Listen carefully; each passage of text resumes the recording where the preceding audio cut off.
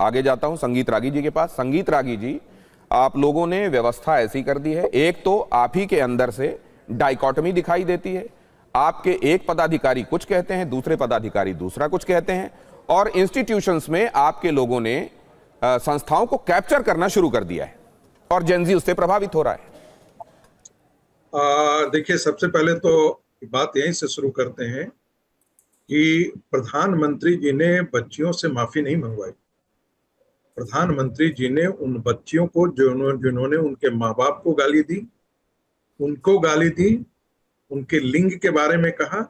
यदि यही बात प्रियंका गांधी वाड्रा के लिए ऐसी ही गालियां यूज करते, वो लोग राहुल गांधी के लिए यूज करते, अखिलेश सिंह के लिए यूज करते, तब इनकी सभ्यता, तब इनकी संस्कृति देखने को आती।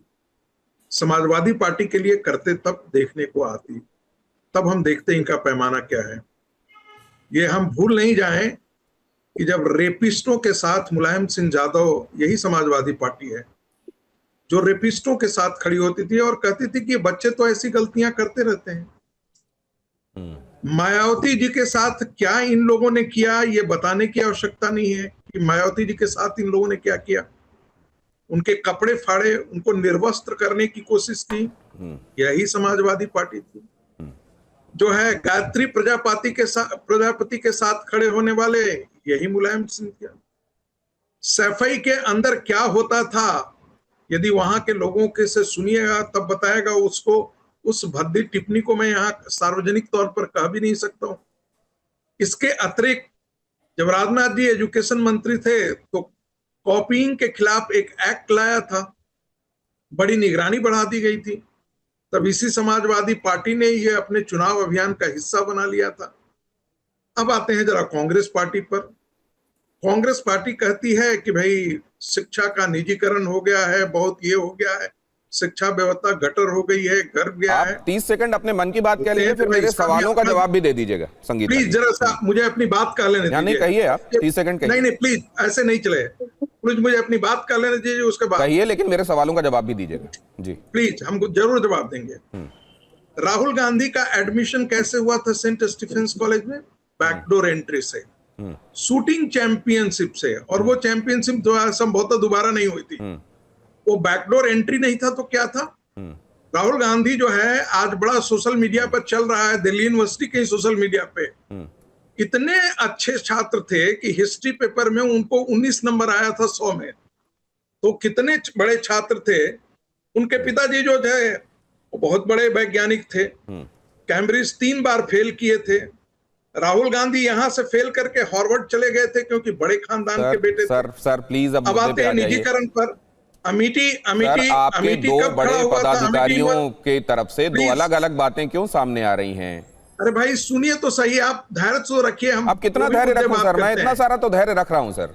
अब इस मुद्दे पर भी आ जाइए ना। लिमये साहब क्या कह रहे हैं, मोहन भागवत जी क्या कह रहे हैं, ये अलग अलग क्यों है सर? अरे सर मुझे अपनी बात कह लेने दीजिए, हम मोहन भागवत जी पर भी आएंगे। अमिटी यूनिवर्सिटी किसके कार्यकाल में खुला? कांग्रेस पार्टी। गलगोटिया किसके समय खुला? कांग्रेस पार्टी। शिवनादर किसके समय खुला? कांग्रेस पार्टी। ये चीजें तो हमारे सामने नहीं है। जिंदल किसके साथ खुला? कांग्रेस पार्टी। शिक्षा का प्राइवेटाइजेशन शुरू किसने किया? कांग्रेस पार्टी। अब आते हैं मोहन भागवत जी पे। आंदोलन को देखने का हर का अपना नजरिया है। ऐसी कोई आवश्यकता नहीं कि मोहन भागवत जी का जो नजरिया हो वही सारे सरकारवाह के भी नजरिया हो। उन्होंने अपनी बात कही और अतुल लिमये जी ने भी बात की। मैं भी अपने तरीके से, मैं भी स्वयंसेवक हूं, 51 साल से राष्ट्रीय स्वयंसेवक संघ से साथ जुड़ा हूं। मेरा भी नजरिया बिल्कुल अलग है और ससम्मान मैं मोहन भागवत जी की बात को बिल्कुल काटने के लिए यहां नहीं खड़ा हूं। लेकिन मेरा अपना नजरिया यह है कि वो छात्रों के नाम पर आंदोलन था जिसको राजनीति से एक विचारा। आज आपने देखा होगा कि उनका एक ऑर्गेनाइजेशनल स्ट्रक्चर 12 लोगों की टीम निकल करके आई है। नहीं उसमें 7 का तो नाम मैं जानता हूं जो सब आम आदमी पार्टी से जुड़े हुए थे। सर मोहन जी ने कहीं पर भी ये बात नहीं कही। उन्होंने सीधे सीधे कहा सर, ये सीधे सीधे कहा कि वो अपने ही लोग हैं, कोई एंटी नेशनल तो है नहीं। उनकी बात समझिए।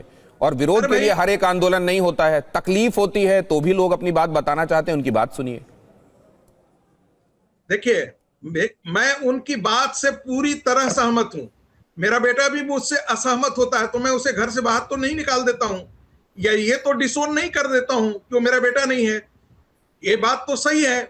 और इसी संदर्भ में मोहन भागवत जी ने कहा है, उन्होंने तो बड़प्पन का ये किया, लेकिन तो यही बात तो अखिलेश जी अभी कह रहे थे, यही बात तो अखिलेश जी अभी कह रहे थे कि स्वीपिंग स्टेटमेंट क्यों दिया जाता है कि किसान के कंसर्न उठाने वाले जो लोग हैं वो सारे एंटी नेशनल हो गए, या छात्रों की बात जो उठा रहे हैं वो सारे जो देश विरोधी हैं और ओपोनेंट्स के हाथों में नाचने वाले लोग, उनकी कठपुतलियां। ये स्वीपिंग स्टेटमेंट्स क्यों दिए जाते हैं? देखिए, वो इसलिए ये किया जाता है कि दिल्ली पुलिस ने भी आइडेंटिफाई किया है 2800 लोग जो है वो मर्डर, हत्या, इन सब चीजों में शरीक थे। दूसरी बात, किसी आंदोलन को पढ़ने का क्या तरीका होता है, उसके स्लोगन्स क्या क्या है। स्लोगन्स में उमर खालिद से लेकर के आर्टिकल 370 से लेकर के ला इलाही अल्लाह से लेकर के सारी चीजें होंगी। क्या ये शिक्षा में सुधार के लिए ये सारे नारे थे? बिल्कुल नहीं। तो कौन लोग इसके पीछे थे? आयशा के गिरोह के लोग थे, एसएफआई तो के मतलब गिरोह के लोग थे। इतनी महत्वपूर्ण बात आप कह रहे हैं सर कि वहां इस तरह के नारे लगाने वाले लोग थे, और आप जो पर्सपेक्टिव दे रहे हैं सर, ये बहुत महत्वपूर्ण पर्सपेक्टिव है जो आप कह रहे हैं। और मोहन जी की निगाह में ऐसा नहीं हो सकता कि ये इतना महत्वपूर्ण पर्सपेक्टिव, एक बहुत सिग्निफिकेंट चीज हो और वो अपनी बातों में उसका जिक्र ना करें। क्या वो ऐसा कैविएट लगाकर नहीं कह सकते थे?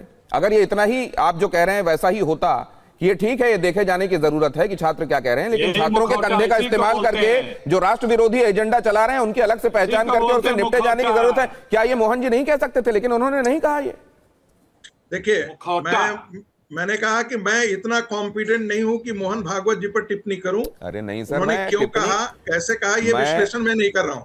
लेकिन मेरा अपना आप छोड़ दीजिए। अच्छा, आपकी निगाह में लिमये जी ज्यादा सही बात कह रहे हैं या मोहन भागवत जी की बातों से ज्यादा सही निहितार्थ निकल रहा है पूरे मामले का, ये बता दीजिए।